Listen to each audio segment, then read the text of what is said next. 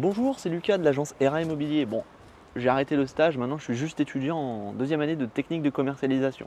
Mais pendant 2 mois, j'ai dû réaliser un stage dans le cadre de ces études. ERA Immobilier, c'est un groupe national et international présent dans 37 pays, 400 agences en France, 2800 conseillers immobiliers qui réalisent à eux tous 50 000 estimations par an. Vous imaginez 50 000 estimations?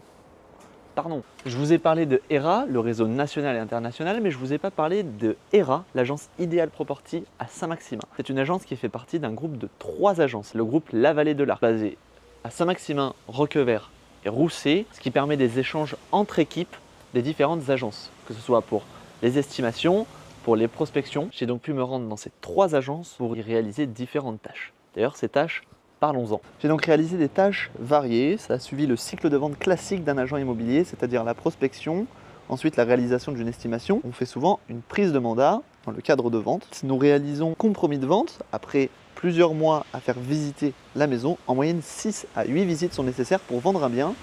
Et enfin, on l'accompagne jusqu'à l'acte authentique chez le notaire. J'ai donc eu la chance de pouvoir découvrir l'entièreté de ce cycle de vente. D'abord, j'ai réalisé plus de 70 heures de prospection pendant les 2 mois.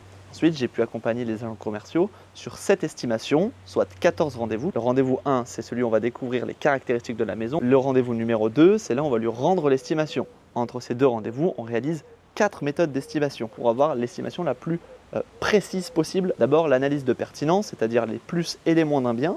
Ensuite, l'étude comparative de marché, c'est-à-dire où est situé son bien actuellement par rapport à ce qui vend, ce qui se vend, ce qui s'est vendu et ce qui ne se vend pas. La valeur locative et enfin la commission d'estimation réalisée avec tous les agents des 3 agences réunies sur le groupe La Vallée de l'Arc. Les visites de biens, j'en ai fait 11. J'ai accompagné les agents commerciaux sur un compromis et surtout sur 2 actes authentiques qui sont en principe le meilleur moment pour un agent immobilier. J'aurais voulu mettre l'accent sur une tâche que j'ai effectuée en majorité, c'est la prospection.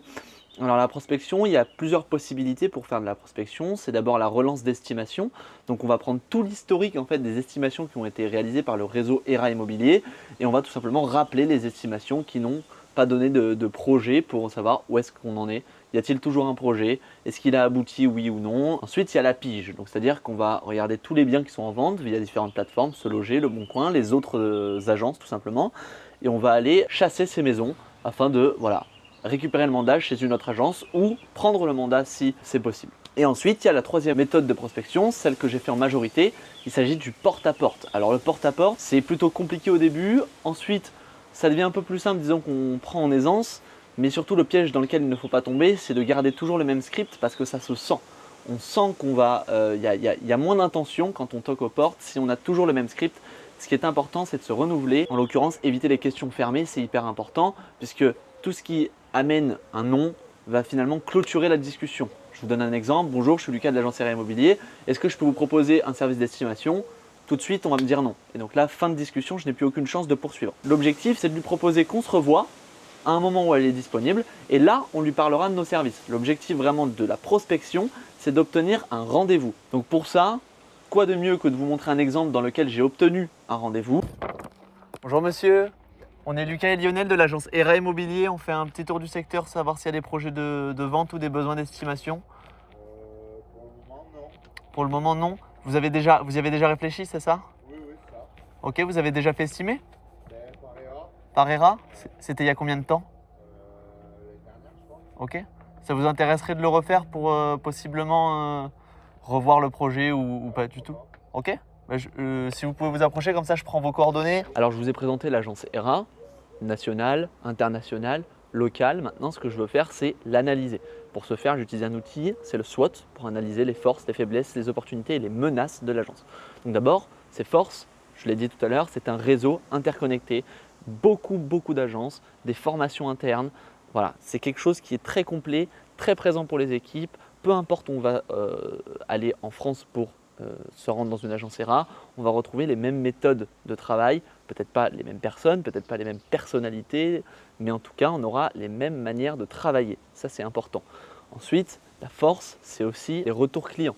Effectivement, il y a eu beaucoup d'expériences de personnes qui ont largement éprouvé les agences ERA et aujourd'hui, on a des retours qui sont clairs, précis et qui convergent vers quelque chose de positif pour les agences ERA, qui concerne Les faiblesses, ici, ce sera plutôt au niveau local. On va parler par exemple de l'emplacement qui est à l'extérieur de Saint-Maximin, ce qui favorise un peu moins les contacts visuels. Les seules personnes qui se rendent à l'agence, ce sont des gens qui ont des rendez-vous. On peut aussi avoir une faiblesse au niveau de la communication. Ce n'est pas forcément ce à quoi un agent va pouvoir dédier le plus de temps, puisque la communication, ça prend du temps. C'est à ça que ça peut servir d'avoir une main-d'œuvre supplémentaire sous-traitée. C'est ce que fait l'agence de Saint-Maximin pour tout ce qui est prospectus, mailing. Ensuite, pour ce qui est des opportunités à saisir, il faut regarder les taux d'emprunt. Ça peut être à la fois une opportunité comme une menace. En ce moment, il s'agit plutôt d'une menace puisque les taux d'emprunt sont assez élevés. L'intelligence artificielle aussi est à double tranchant. Elle peut être à la fois une menace puisque sans s'en servir de la bonne manière, l'agence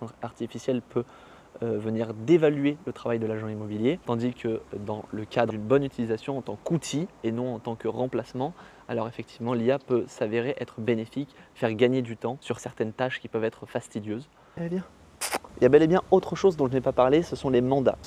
Salut! Donc le mandat simple, c'est un mandat sur lequel on est en concurrence avec les autres agences immobilières, c'est-à-dire que d'autres agences peuvent se greffer et vendre le bien, et le vendeur peut également le vendre par ses propres moyens. Ensuite, il y a le mandat exclusif. Dans ce cas-là, c'est effectivement le mandat le plus intéressant. L'agence qui détient le mandat exclusif est la seule à pouvoir agir sur la vente du bien. Enfin, il y a le mandat sérénité. Lui, c'est le compromis entre le mandat simple et le mandat exclusif. Seule l'agence qui a le mandat sérénité peut vendre le bien en question. Ce qui en fait le compromis entre le mandat simple et le mandat exclusif, c'est que le vendeur peut aussi vendre par ses propres moyens. Pour parler des objectifs que se fixe un agent immobilier, il se fixe en fonction du cycle de vente dont j'ai parlé précédemment, c'est-à-dire la prospection, les estimations, les mandats et les ventes. C'est une moyenne d'environ 2 à 3 mandats par mois et peut-être 1 à 2 ventes par mois. J'ai donc utilisé un outil comme Notion pour structurer le suivi des tâches du stage que j'ai réalisé. Je vous montre ça juste là.